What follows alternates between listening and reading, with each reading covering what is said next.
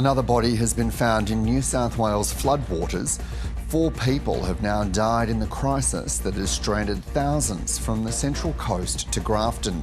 The state is experiencing some of its most extreme rainfall on record. It's now affecting Sydney and the Southern Highlands. Earlier this morning, a man thought to be aged in his 70s was found dead in a car northwest of Coffs Harbour. More than 50,000 residents have been isolated by the flooding, and at least 9,000 homes and businesses are without power. Authorities are working to resupply communities with vital connections. The SES has now responded to more than 1,000 incidents, making 177 flood rescues overnight. 40 emergency warnings and 150 flood alerts are in place across the state, and authorities are warning more rivers are likely to burst their banks. Taree, Port Macquarie, Walker, Kempsey, Maxville and Coffs Harbour are among the hardest hit. Our CBD was inundated. So many businesses have had water through, and it's going to be a massive clean-up in terms of the waste and what's going to come out of those businesses who really didn't have that much time to prepare. Downriver in Smithtown and Gladstone, houses have been inundated.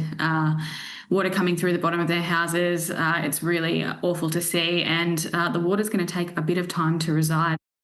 We obviously got flooded in 2021 and we prepared with everything up about 300 higher than that, but this was probably more like another metre on top of that. So it was pretty devastating, but, you know, we're resilient here in Taree.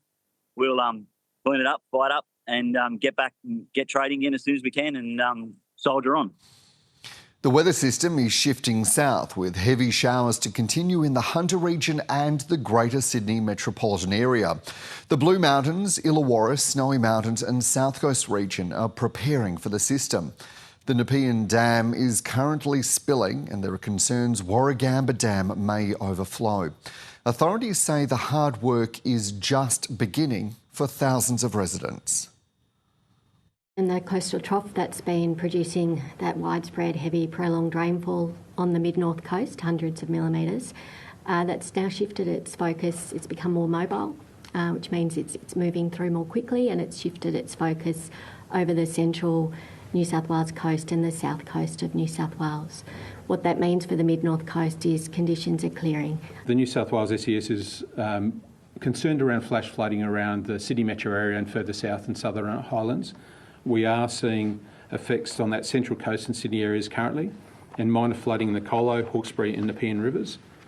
The Nepean Dam is currently spilling, and meanwhile it is possible that the Warragamba Dam may spill sometime Friday or Saturday. However, Water New South Wales had advised that that likelihood has decreased overnight with where the water and rainfall is actually falling. We'll continue to monitor that, liaise with them and provide messaging out to the community to make sure you're well aware of any impacts that may result. So once again, make sure that you are well aware of the risks in your local community and where you live or where you may be travelling through. Stay vigilant.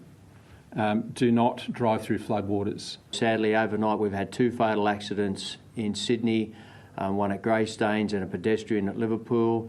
So our message is not only to the drivers in the rural areas, but drivers in metropolitan Sydney as well. Please drive to the conditions, drive slowly, be courteous to your fellow drivers, watch out for pedestrians, because obviously during these wet weather events, the roads are more dangerous and we need to make sure that we drive responsibly. With more detail, I'm joined by Emma Rennie in Coffs Harbour. Emma, sad news overnight, further casualties.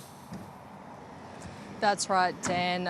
We've had 4 deaths associated with these floods on the mid-north coast now, the most recent of which was discovered around about 4:30 this morning on the Arara Way at Nana Glen, not too far from Coffs Harbour. A motorist was driving past and noticed a car had left the road and entered floodwaters that were just sort of sitting off the road. So authorities attended the scene and found the body of a man believed to be in his 70s, although the identity is still being confirmed. This comes on the back of several deaths that we learnt about yesterday. A woman in her 60s who was found retrieved from a four-wheel drive at Brooklana, west of Coffs Harbour, whilst travelling. A 34-year-old man was discovered or recovered in floodwaters down near Wauchope, and of course we heard yesterday morning about a 63-year-old man who was found in a flooded home at Moto, northeast of Taree.